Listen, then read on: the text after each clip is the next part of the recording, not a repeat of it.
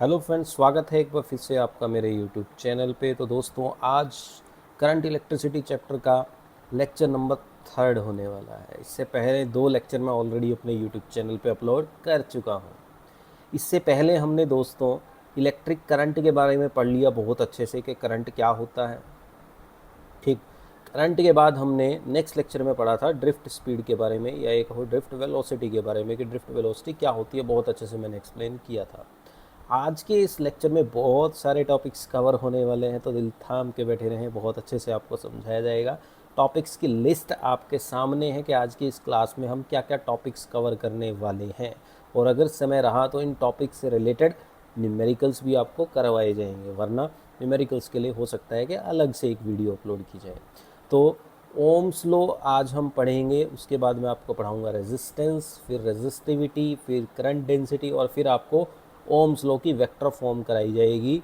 ध्यान रखिए, Ohm's law की जो वेक्टर फॉर्म है ये बहुत इंपॉर्टेंट है एग्ज़ाम के पॉइंट ऑफ व्यू से। इसके अलावा जो करंट डेंसिटी वाला टॉपिक है ये भी एग्ज़ाम के पॉइंट ऑफ व्यू से बहुत ज़्यादा इम्पोर्टेंट है दोस्तों। इसकी समझ होना बहुत ज़्यादा ज़रूरी है, ये जो आपका टॉपिक है करंट डेंसिटी। तो चलिए शुरू करते हैं आज की क्लास। तो दोस्तों, आज हम जो टॉपिक पढ़ने जा रहे हैं वो है ओम्स लॉ।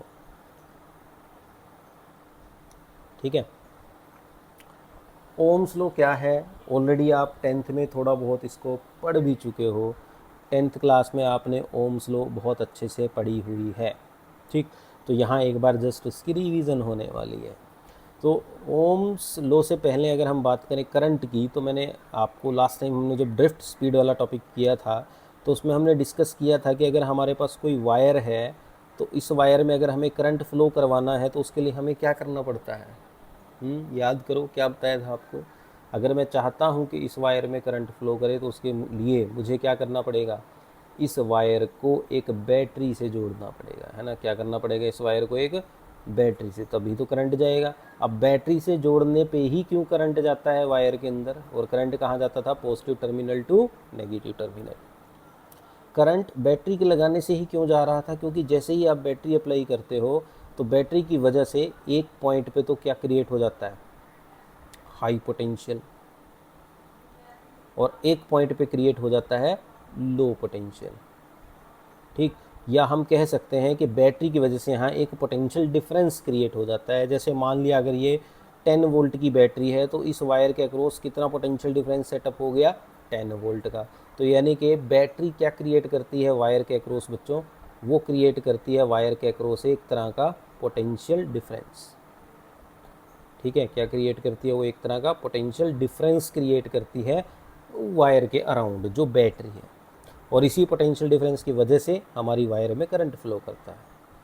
तो यानी कि मैं कह सकता हूँ कि जो वायर के अंदर करंट फ्लो कर रहा है ये किस पे डिपेंड कर रहा है कि मैंने कितना पोटेंशियल डिफरेंस अप्लाई किया है, कितना ज़्यादा पोटेंशियल डिफरेंस यहाँ अप्लाई किया गया है। जितने ज़्यादा वोल्ट की मैं बैटरी लगाऊंगा वायर में करंट उतना ही ज़्यादा होगा, जितना ज़्यादा पोटेंशियल डिफरेंस करंट उतना ज़्यादा। ऑब्वियस सी बात है ना। देखो, जैसे अभी मैंने यहाँ पे मान लिया एक ही बैटरी लगाई हुई है, एक ही बैटरी लगाई हुई है बच्चों, सपोज 2 वोल्ट की, तो इसमें कुछ ना कुछ करंट होगा। अब मैं आपसे कहूँ, अगर अगर मैं यहाँ पे एक बैटरी की बजाय बच्चों, अगर मैं यहाँ एक बैटरी की बजाय यहाँ अगर मैं 2 बैटरियाँ लगा दूँ, एक 2 वोल्ट की बैटरी और लगा दूँ, तो अब पोटेंशियल डिफरेंस कितना हो गया, 4 वोल्ट। पोटेंशियल डिफरेंस 4 वोल्ट होने का क्या मतलब हुआ कि अब सर्किट में करंट और ज़्यादा हो जाएगा, पोटेंशियल डिफरेंस बढ़ने से करंट बढ़ जाएगा। यही आपकी क्या है, सिंपल सी ओम्स लॉ है बच्चों। तो ओम्स लॉ सिंपली क्या कहती है, इसकी स्टेटमेंट में लिखने जा रहा हूँ। ओम्स लॉ बोलती है the current flowing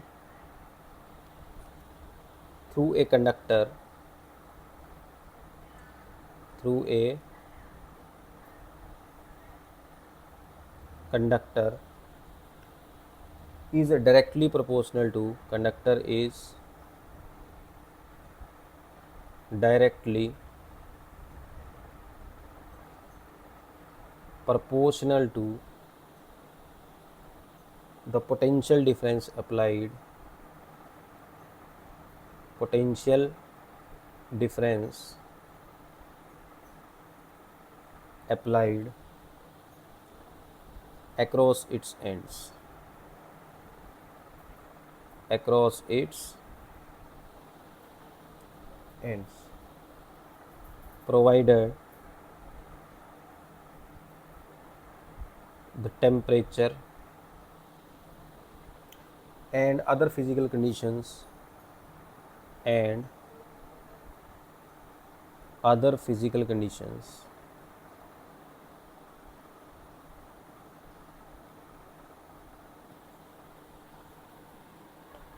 remains unchanged.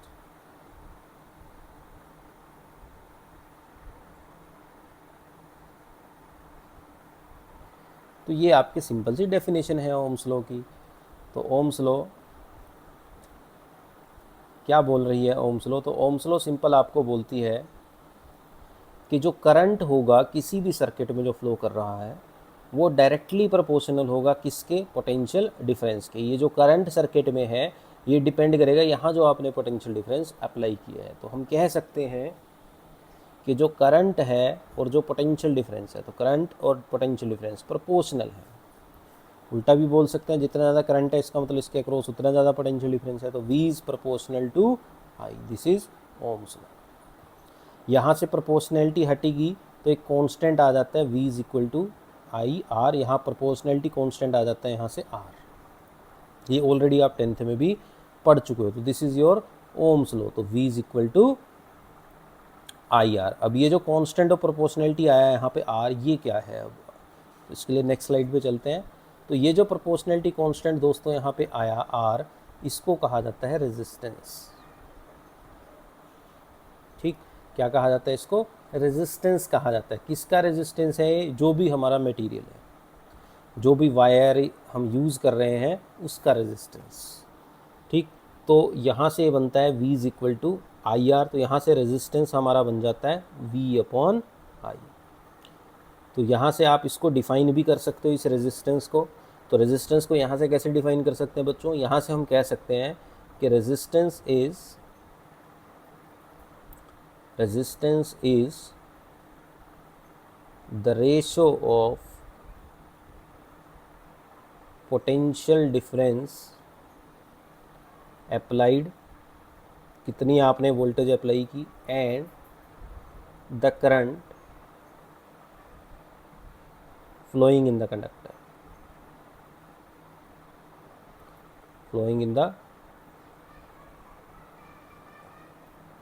ठीक है। तो रेजिस्टेंस रेशो है सिंपली किसकी? पोटेंशियल डिफरेंस की और करंट की। ठीक, तो यहाँ से आप इसकी यूनिट भी निकाल सकते हो। तो यहाँ से इसकी SI यूनिट क्या बन जाती है बच्चों?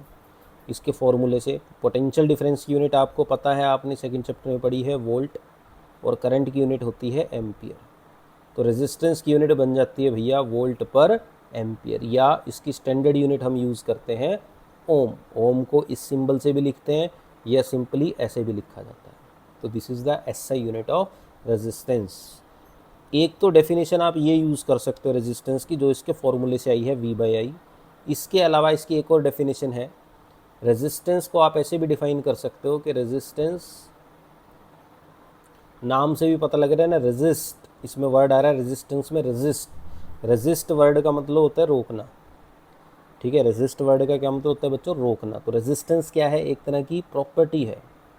Resistance is the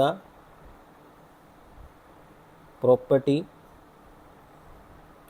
by virtue of which, ये वो प्रॉपर्टी है जिसकी वजह से, by virtue of which a material opposes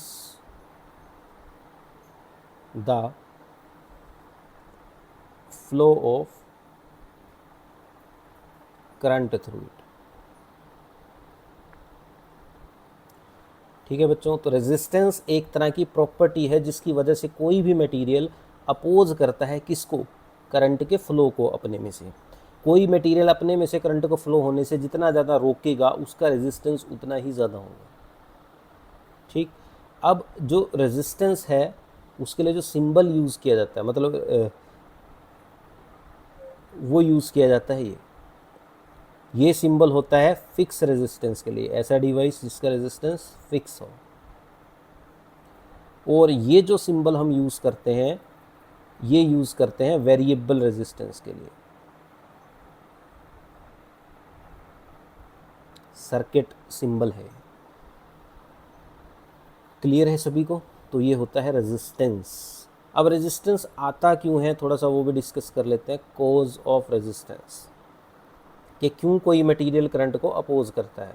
तो इसका जो आंसर है वो छुपा है लेक्चर नंबर 2 में, क्योंकि लेक्चर नंबर 2 में मैंने आपको ऑलरेडी बताया था कि अगर मैं कोई भी एक मेटल की वायर लेता हूँ और हमें पता है उस मेटल की वायर के अंदर क्या है बच्चों, फ्री इलेक्ट्रॉन्स, तो ये इलेक्ट्रॉन्स ईजिली मूव नहीं करते। क्यों नहीं मूव करते ईजिली ये इलेक्ट्रॉन्स मूव?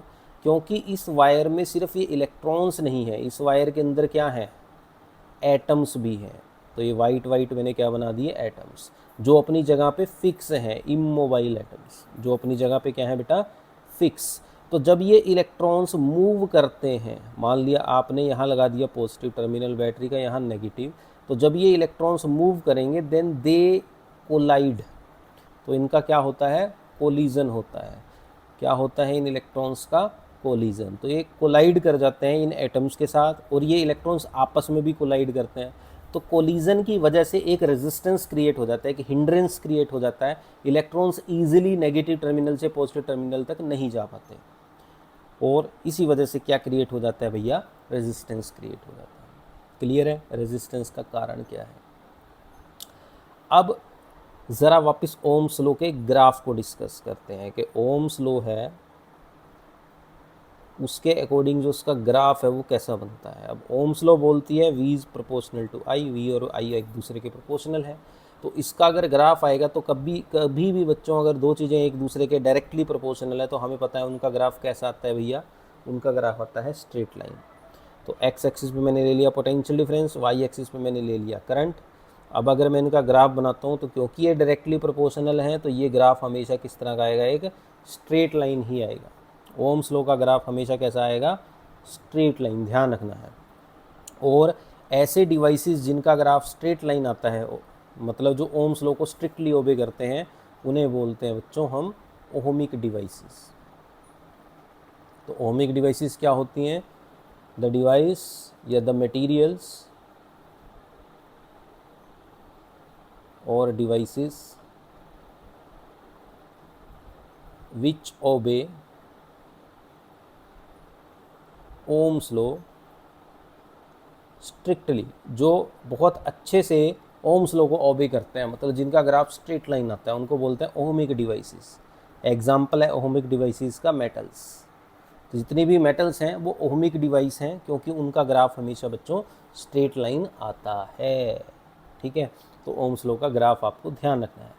अब इस ग्राफ से हमें बहुत सारी इन्फॉर्मेशन मिलती है, न्यूमेरिकल्स में कई बार यूज़ भी होती है, 10th में भी आपने इस तरह के न्यूमेरिकल किए होंगे कि अगर हम इसका स्लोप निकालते हैं इस ग्राफ का, ठीक है, अगर मैं इस ग्राफ का क्या निकालना चाहूँ, स्लोप, तो वो मुझे क्या देगा अगर मैं इसका स्लोप निकालना चाहूँ। स्लोप कैसे निकलता है, आपने पढ़ा है कि अगर मैं इस पर कोई भी 2 पॉइंट ले लेता हूँ, ठीक है, जैसे यहाँ पे मैंने एक पॉइंट ले लिया A और यहाँ एक पॉइंट ले लिया B, ये पॉइंट A के कॉरस्पॉन्डिंग लाइन खींच दी, ये यहाँ खींच दी, ऐसी पॉइंट B के कॉरस्पॉन्डिंग लाइन खींच दी। ठीक, ये पॉइंट मुझे मिल गया यहाँ C। तो यहाँ से B से C तक हमारी जो वैल्यू है, मान लिया पोटेंशियल डिफरेंस की कितनी आ रही है, और डेल्टा V, और A से C तक करंट की वैल्यू कितनी आ रही है, मान लिया डेल्टा I, क्योंकि AC हमारा करंट को रिप्रेजेंट कर रहा है, BC हमारा वोल्टेज को रिप्रेजेंट कर रहा है। और स्लोप अगर मैं निकालता हूँ तो स्लोप आपको पता है किसके इक्वल होगा, ये जो राइट एंगल ट्रायंगल बन रही है पॉइंट A और B से, ठीक है, इस राइट एंगल ट्रायंगल में अगर मैं टेंजेंट थीटा निकाल लेता हूँ तो वो मुझे क्या देगा, स्लोप देगा। तो slope is equivalent to tangent theta, और टेंजेंट थीटा क्या होता है, परपेंडिकुलर अपॉन बेस, यानी कि अगर इस ग्राफ में मैं निकालूँ तो वो बनता है AC अपॉन BC। तो यहाँ से AC मेरा है चेंज इन करंट और BC मेरा क्या है, चेंज इन वोल्टेज। समझ गए? तो ये मेरा क्या आ रहा है, स्लोप। अब आपने रेजिस्टेंस पढ़ा है, रेजिस्टेंस क्या है, potential difference divided by current, और ये क्या आ रहा है, करंट बाय पोटेंशियल डिफरेंस, तो इसका मतलब इसको मैं लिख सकता हूँ रेसिप्रोकल ऑफ रेजिस्टेंस। तो यानी कि इस ग्राफ का से मुझे रेजिस्टेंस मिल सकता है। कैसे? अगर इस ग्राफ का मैं स्लोप निकाल लूँ और उसका रेसिप्रोकल ले लूँ तो वो मुझे क्या देगा? रेजिस्टेंस की वैल्यू देगा। तो अगर इस तरह का कोई क्वेश्चन आ जाए जिसमें ग्राफ से हमें रेजिस्टेंस निकालना हो तो आपको इस ओम्स लॉ का जो एक ग्राफ है जिसमें वाई एक्सिस पे करंट हो और एक्स एक्सिस पे पोटेंशियल डिफरेंस, तो हमें उसका सिंपली स्लोप निकालना है बच्चों और उसको इन्वर्स कर लेना है, उसका रेसिप्रोकल कर लेना है, तो हमें रेजिस्टेंस मिल जाएगा। क्लियर है जी ओम्स लॉ का ग्राफ। अब चलते हैं नेक्स्ट टॉपिक की तरफ। नेक्स्ट टॉपिक हमारा आता है factors affecting the resistance. Factors affecting the resistance, कि रेजिस्टेंस को कौन कौन से फैक्टर अफेक्ट करते हैं। ठीक है जी, तो कौन कौन से फैक्टर अफेक्ट करते हैं भाई? किसी भी वायर के केस में अगर हम डिस्कस करें तो मान लिया हमारे पास कोई वायर है,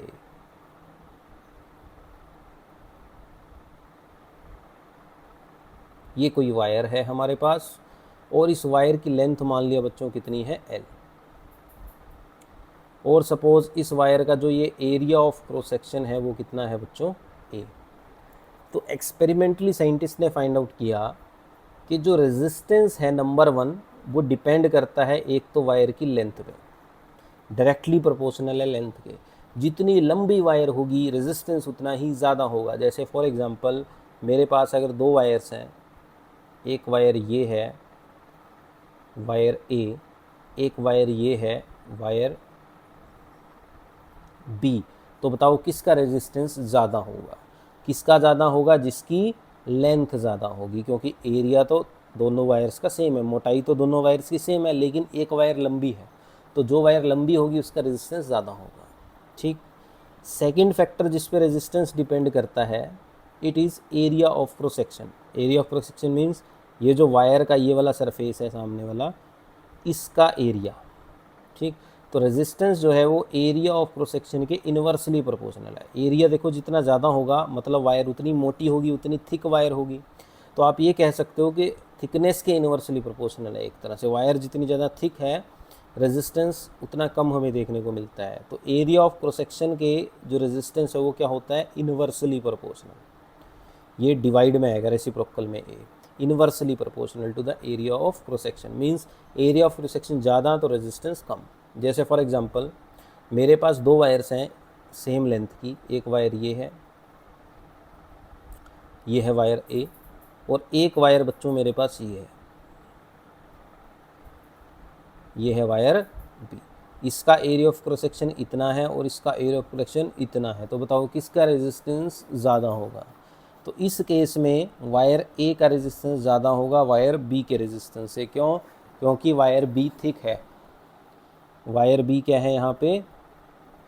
थिक है एज़ कम्पेयर टू वायर ए। तो इसका एरिया ऑफ क्रॉस सेक्शन ज़्यादा है तो रेजिस्टेंस क्या होगा? कम होगा, लेस होगा रेजिस्टेंस। इसका रेजिस्टेंस फिर ज़्यादा होगा, मोर। तो ये दो फैक्टर्स हैं जिन पर रेजिस्टेंस डिपेंड करता है। इसके अलावा तीसरा फैक्टर जिस पर रेजिस्टेंस डिपेंड करता है वो है नेचर ऑफ द मटेरियल।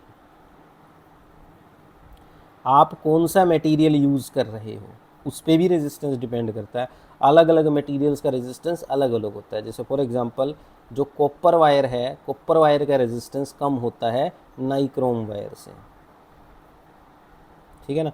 तो अलग अलग वायर्स का जो रेजिस्टेंस है वो अलग अलग होता है, अलग अलग मटेरियल्स का, तो नेचर पे भी डिपेंड करता है। और फोर्थ फैक्टर जिस पे रेजिस्टेंस डिपेंड करता है वो दोस्तों वो है टेम्परेचर। मेटल्स के केस में रेजिस्टेंस टेम्परेचर बढ़ने से बढ़ता है। ठीक है, मेटल्स के केस में क्या होता है? टेम्परेचर बढ़ने से रेजिस्टेंस बढ़ता है। बाकी इस फैक्टर को हम और ज़्यादा डिटेल में भी पढ़ेंगे। तो इन metals resistance increases with temperature. तो अगर टेम्परेचर बढ़ाएंगे तो मेटल्स के केस में रेजिस्टेंस बढ़ता है। बाकी ये जो टेम्परेचर का इफ़ेक्ट है ये हम आगे आने वाले लेक्चर्स में पढ़ेंगे बहुत अच्छे से, क्योंकि इसका न्यूमेरिकल एग्जाम में आता है। तो ये चार फैक्टर्स हैं जिन पर रेजिस्टेंस डिपेंड करता है। अब इन चार फैक्टर्स में से कौन कौन से फैक्टर हो गए? Length, area of cross section, nature of the material and temperature. अगर मैं शुरू के दो फैक्टर्स उठाता हूँ, लेंथ वाला और एरिया वाला, तो मेरे पास कुछ एक नई इक्वेशन सामने आ जाती है बच्चों। वो इक्वेशन क्या आती है? तो हमने अभी देखा कि रेजिस्टेंस एक तो डायरेक्टली प्रोपोर्शनल है लेंथ के, एक रेजिस्टेंस इन्वर्सली प्रोपोर्शनल है एरिया ऑफ क्रॉस सेक्शन के।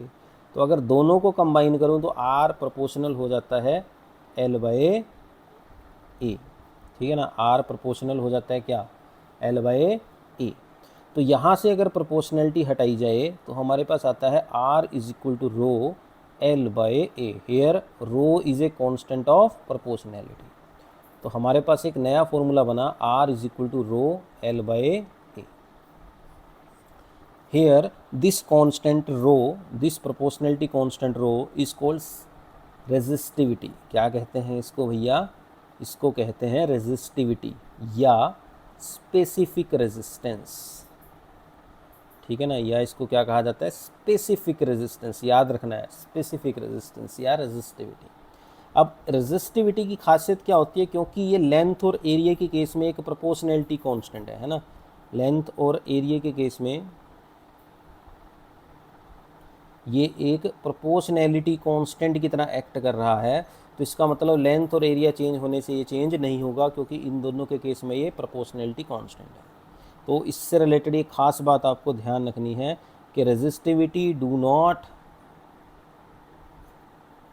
Depends on length and area of cross section of the wire. Resistance और रेजिस्टिविटी में ये बहुत बड़ा डिफरेंस है बच्चों। रेजिस्टेंस लेंथ पे भी डिपेंड करता है और एरिया पे भी डिपेंड करता है, ठीक।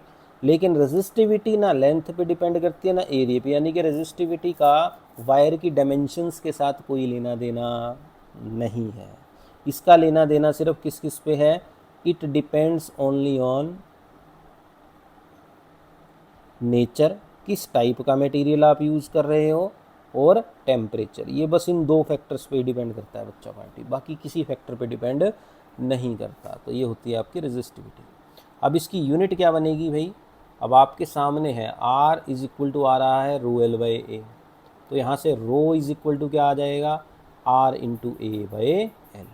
तो यहाँ से अगर इसकी एसआई यूनिट बनाई जाए तो क्या बनेगी? रेजिस्टेंस की यूनिट ओम, एरिया की यूनिट मीटर स्क्वायर, लेंथ की मीटर, मीटर से मीटर कैंसल, तो ये बन जाती है ओम मीटर। तो रेजिस्टिविटी की यूनिट बन जाती है बच्चों ओम मीटर,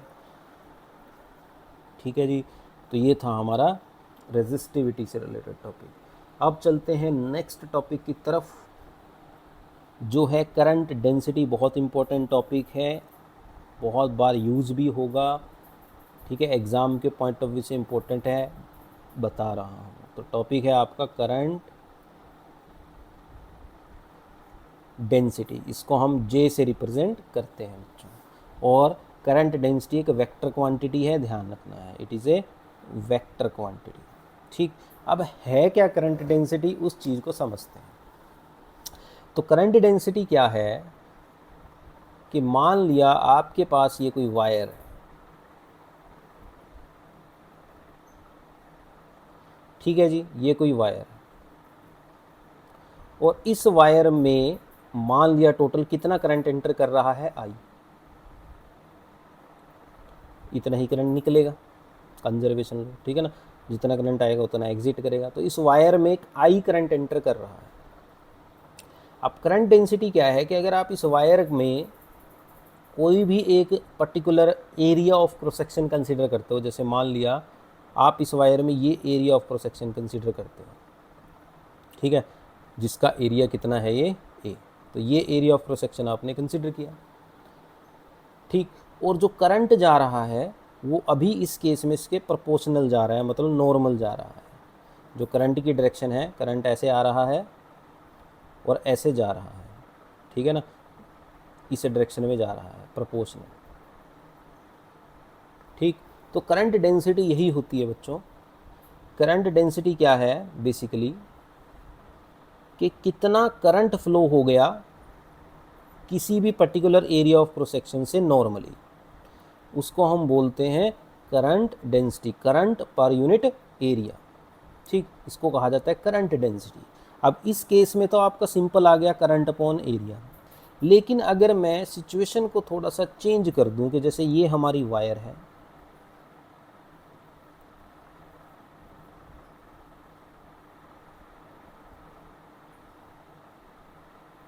ये हमारी वायर है दोस्तों, और ये हमारा करंट आ रहा है, इस वायर में कितना करंट आ रहा है, आई। लेकिन इस बार मैंने जो एरिया ऑफ क्रॉस सेक्शन लिया वो ऐसे नहीं लिया, मतलब करंट के परपेंडिकुलर नहीं लिया। अब की बार मान लिया बच्चों मैंने एरिया ऑफ क्रॉस सेक्शन ऐसे वाला कंसीडर कर लिया इस वायर के अंदर, ऐसे भी तो कंसीडर कर सकते हैं ना, तिरछा। तो ऐसे मैंने एक area of cross section consider कर लिया। क्या अब करंट इस एरिया के परपेंडिकुलर है? अब ये एरिया मान लिया अभी भी उतना ही है, ए। क्या अब जो करंट जा रहा है ये वाला, अब जो ये करंट जा रहा है बच्चों, ये आई करंट, क्या अब ये परपेंडिकुलर है? अब करंट तो ऐसे जा रहा है, और जो आपका एरिया ऑफ क्रॉस सेक्शन है वो ऐसे है। तो अब फिर करंट डेंसिटी के केस में क्या करोगे? तो अब ऐसे केस में जब करंट डेंसिटी निकालोगे तो करंट अपॉन एरिया, लेकिन एरिया कौन सा लेना होता है? Normal component. आपको हमेशा एरिया ऑफ क्रॉस सेक्शन वो वाला लेना होता है जो करंट के परपेंडिकुलर हो। तो अब ये जो मेरा एरिया है, ठीक है, आपको इसका कौन सा कंपोनेंट लेना पड़ेगा? जो इस करंट के क्या हो, इस करंट के क्या हो, परपेंडिकुलर, मतलब ये वाला कंपोनेंट लेना पड़ेगा। ठीक, कौन सा कंपोनेंट लेना पड़ेगा? ये वाला कंपोनेंट। ठीक, अब आपको एक टर्म और बताता हूँ। वैसे तो आपने पढ़ा है कि एरिया स्केलर होता है, लेकिन फिजिक्स में जो वेक्टर और स्केलर की डेफिनेशन आपको 11th में बताई जाती है वो एक्यूरेट नहीं है। हमें किसी भी चीज़ को हम स्केलर या वेक्टर अपनी उपयोगिता के हिसाब से बताते हैं। अब इन सिचुएशंस में क्या हो जाता है कि हमें एरिया की डायरेक्शंस की ज़रूरत पड़ जाती है, तो हम एरिया को एक यहाँ वेक्टर मान के चलते हैं, क्योंकि यहाँ एरिया के हमें डायरेक्शंस की रिक्वायरमेंट है, तो इसको बोला जाता है एरिया वेक्टर। अब एरिया वेक्टर क्या होता है कि किसी भी एरिया ऑफ क्रॉस सेक्शन पे अगर मैं एक परपेंडिकुलर वेक्टर ले लूँ तो उसको कहा जाता है एरिया वेक्टर। ठीक, अब ये जो मेरा एरिया मैंने कंसिडर किया है, इसका अगर मैं एरिया वेक्टर ड्रॉ करता हूँ तो वो कहाँ जाएगा, देखना ध्यान से, वो कुछ इस तरफ जाएगा। इसको मैं रेड कलर से रिप्रेजेंट कर देता हूँ। इसका जो एरिया वेक्टर जाने वाला है दोस्तों वो इस तरफ जाएगा, ऐसे। तो एरिया वेक्टर ऐसे जाएगा इसके सरफेस के परपेंडिकुलर। लेकिन तो ये अगर हम ध्यान से देखें तो करंट के साथ कितना एंगल बना रहा है, करंट की डायरेक्शन के साथ थीटा एंगल। तो हमें कौन सा कंपोनेंट इस एरिया का लेना पड़ेगा? जो जिसका एरिया सरफेस करंट के परपेंडिकुलर आ जाए, यानी कि डॉटेड डॉटेड डॉटेड डॉटेड, मतलब डॉटेड डॉटेड वाले का अगर मैं एरिया वेक्टर ड्रॉ करूँ तो वो ऐसे जाता है, ए एन, है ना, इस तरफ ही जाता है ये ए एन वेक्टर। और एरिया वेक्टर के साथ ये ए एन कितना एंगल बना रहा है, थीटा। तो ये ए एन किसके इक्वल होने वाला है? जिसके साथ एंगल बनता है उसमें कितना कंपोनेंट बनता है बच्चों? ए कॉस थीटा। तो अगर मैं इसको सिंपल फॉर्म में लिखूँ तो ए एन क्या बन जाता है? ए कॉस थीटा। इस डायरेक्शन में एरिया ए है तो इस डायरेक्शन में कितना होगा? ए कॉस थीटा। तो ऐसी सिचुएशन में भाई फिर करंट डेंसिटी बन जाती है आई अपॉन नॉर्मल कंपोनेंट कौन सा? ए कॉस थीटा, जितना एंगल बना है उसका कोस। आई होप आपको ये चीज़ समझ में आई होगी। तो हमें हमेशा कौन सा कंपोनेंट लेना है जो करंट के मतलब कौन सा सरफेस कंसीडर करना है जो करंट के परपेंडिकुलर हो, या आप ऐसे भी कह सकते हो कि आपको वो एरिया वेक्टर लेना है जो करंट के पैरेलल हो। जैसे इस केस में करंट इधर जा रहा था, और अगर आप इस सरफेस का एरिया वेक्टर ड्रॉ करते हो तो वो भी इधर जाता है, तो इस केस में थीटा जीरो हो जाता है। थीटा जीरो यानी कि ए कोस थीटा कितना आ जाता है? ए कॉस जीरो, यानी कि ए, है ना, ए ही आ जाता है। अब यहाँ पे क्या था, यहाँ क्योंकि ये पर्टिकुलर एंगल बना रहा था एरिया वेक्टर कितना? थीटा एंगल, तो इस डायरेक्शन में कितना कंपोनेंट हुआ फिर? ए कॉस थीटा। तो करंट डेंसिटी बन गई आई अपॉन ए कॉस थीटा। तो दैट मीन्स करंट डेंसिटी का फॉर्मूला क्या आ गया? करंट अपॉन कौन सा कंपोनेंट लेना है? परपेंडिकुलर वाला, ए कॉस थीटा, आई अपॉन ए कॉस थीटा। परपेंडिकुलर एरिया का कंपोनेंट लेना है। क्लियर है? तो यहाँ से आप करंट को क्या लिख सकते हो? I is equal to J into A cos theta.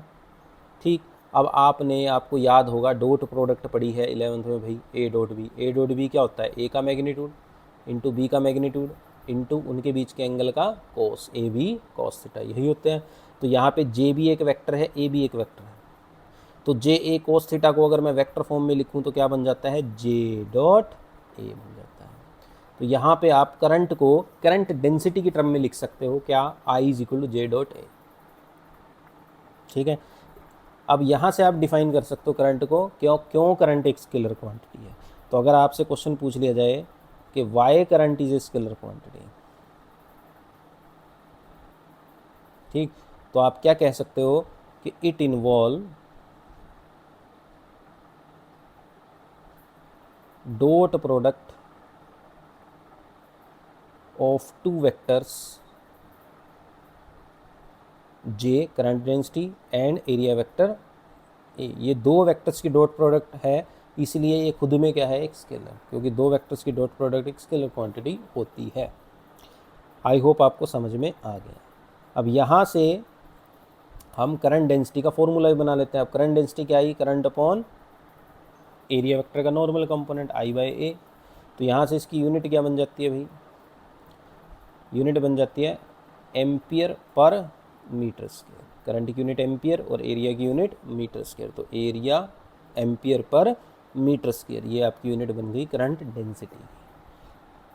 समझ में आ गया? दोबारा समझा देता हूँ बेटा, कि जैसे ये कोई वायर है, ठीक है, आपने इस वायर का ये वाला कोई सरफेस कंसीडर कर लिया, लेकिन करंट की डायरेक्शन ये थी, ठीक, तो आपको जो करंट डेंसिटी में आपको बताया गया कि करंट डेंसिटी क्या होती है, करंट अपॉन एरिया, तो आपको कौन से वाला एरिया कंसीडर करना होता है, जिसके करंट परपेंडिकुलर हो।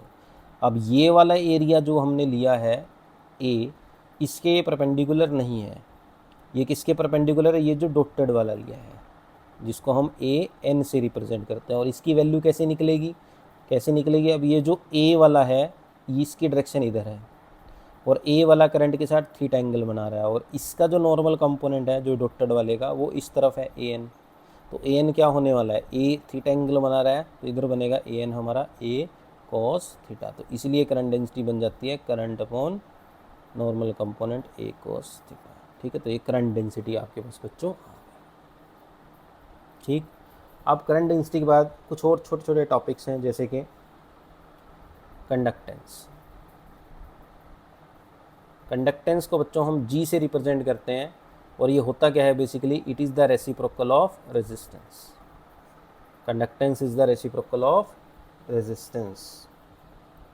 ठीक है, कंडक्टेंस की वैल्यू जितनी ज़्यादा होगी, रेजिस्टेंस उतना कम होगा, और उस मटेरियल में से उतना ज़्यादा करंट जो है पास कर पाएगा। इसकी यूनिट क्या होती है भाई, इसकी यूनिट होती है ओम इनवर्स या महो। ओम को उल्टा करोगे तो महो बन जाता है, तो ये कंडक्टेंस होता है। ऐसे ही आपके पास एक टर्म आती है बच्चों, कंडक्टिविटी, जिसका सिंबल होता है sigma. And conductivity is the reciprocal of resistivity, ध्यान रखना है, conductivity is the reciprocal of resistivity. ठीक, जितनी ज़्यादा कंडक्टिविटी होगी किसी मटेरियल की, उसमें से उतना ज़्यादा इसका मतलब करंट पास करने की कैपेबिलिटी है। इसकी यूनिट क्या बनती है भाई, ohm inverse metre inverse. Resistivity की यूनिट आपने पढ़ी थी ना, ओम मीटर, तो ओम मीटर का उल्टा करोगे तो ओम इनवर्स मीटर इनवर्स। ठीक है, तो ये होती है कंडक्टिविटी। इसके बाद लास्ट टॉपिक आज की क्लास का, जो एग्ज़ाम के पॉइंट ऑफ व्यू से भी इम्पोर्टेंट है, vector form of Ohm's law. Vector form of Ohm's law. Ohm's law आपने अभी पढ़ी, V is equal to I R. अब ये जो है आपने फॉर्मूला पढ़ा ओम्स लॉ का, ये एक स्केलर फॉर्म है। क्यों है ये स्केलर फॉर्म, क्योंकि इसमें सब के सब स्केलर क्वांटिटी है। पोटेंशियल डिफरेंस स्केलर है, करंट एक स्केलर है, रेजिस्टेंस एक स्केलर है। आपको ओम्स लॉ को ऐसी फिजिकल क्वांटिटीज़ के टर्म में लिखना है जो वेक्टर हो। ठीक है, जो क्या हो, वेक्टर हो। तो कैसे आप इसको वेक्टर फॉर्म में लिख सकते हो, देखो। अब आपने पढ़ा है बच्चों कि जो इलेक्ट्रिक फील्ड होती है, इलेक्ट्रिक फील्ड ई, मैं सिंपल स्केलर फॉर्म में लिखूंगा। इलेक्ट्रिक फील्ड ई को अगर पोटेंशियल डिफरेंस से रिलेट करें तो किसके इक्वल होते हो, potential difference divided by the length. जैसे मान लिए कोई वायर है, ठीक है, आपने इस वायर पे एक बैटरी अटैच कर दी, जो कितने वोल्ट की थी, V वोल्ट की, यानी कि इस वायर के क्रॉस कितना पोटेंशियल डिफरेंस अप्लाई कर दिया आपने, V वोल्ट का। तो इधर पॉजिटिव है इधर नेगेटिव, तो यहाँ पॉजिटिव नेगेटिव क्या सेटअप हो गई है, एक इलेक्ट्रिक फील्ड। वायर की लेंथ कितनी है, L। तो कितनी इलेक्ट्रिक फील्ड यहाँ पॉजिटिव नेगेटिव सेटअप हुई है, दिस इज इक्वल टू कितना आपने पोटेंशियल डिफरेंस अप्लाई किया डिवाइडेड बाय द लेंथ। तो यहाँ से पोटेंशियल डिफरेंस आ जाता है electric field into length, this is equation 1। और आपने ये भी पढ़ा है कि रेजिस्टेंस किसके इक्वल होता है in terms of resistivity, R is equal to rho L by A, this is equation 2। तो ये दोनों इक्वेशंस को हम यूज़ कर लेंगे ओम्स लॉ में। इन दोनों इक्वेशंस को कहाँ यूज़ कर लेंगे, ओम्स लॉ में। तो ओम्स लॉ क्या बनेगी भैया, ओम्स लॉ बोलती है V is equal to I R. अब V की जगह मैं लिख लूँगा EL, और R की जगह लिख लूँगा रो एल बाय ए। तो अब देखो L से L कैंसिल, तो मेरे पास बचा E is equal to rho into I by A. अब करंट अपॉन एरिया क्या होता है बच्चों, करंट डेंसिटी जो भी पढ़ा आपने, J। अब इस रो को उधर ले जाओ तो आपके पास बन जाता है J is equal to 1 by rho into E. अभी अभी आपने पढ़ा कंडक्टिविटी क्या होती है, रेसिप्रोकल ऑफ रेजिस्टिविटी। तो करंट डेंसिटी को आप क्या लिख सकते हो, सिग्मा इंटू ई। तो this is the vector form of Ohm's law, क्योंकि यहाँ पे J भी एक वेक्टर है और E भी एक वेक्टर है। तो वेक्टर फॉर्म में ओम्स लॉ बन जाती है J is equal to sigma E. तो अगर आपसे एग्जाम में ओम्स लॉ पूछ ली जाए वेक्टर फॉर्म में, तो आपका जवाब ये होगा J is equal to sigma E. This is Ohm's law in vector form. तो ये थी दोस्तों आज की क्लास। उम्मीद है आपको टॉपिक समझ में आए होंगे। नेक्स्ट लेक्चर में इन्हीं टॉपिक्स से रिलेटेड न्यूमेरिकल प्रॉब्लम्स को डिस्कस किया जाएगा। ठीक है, न्यूमेरिकल सॉल्व किए जाएंगे नेक्स्ट लेक्चर में, क्योंकि आज इन्हीं में काफ़ी टाइम हमारा लग गया सॉल्व करने में। तो नेक्स्ट लेक्चर में मैं इसके न्यूमेरिकल आपको सॉल्व करवाऊंगा। आज के लिए इतना ही। अच्छे से पढ़ते रहें, मेहनत करते रहें। वीडियो अच्छी लगी तो लाइक करें, नए हो तो सब्सक्राइब करें। मिलते हैं नेक्स्ट वीडियो में, तब तक के लिए टेक केयर, धन्यवाद।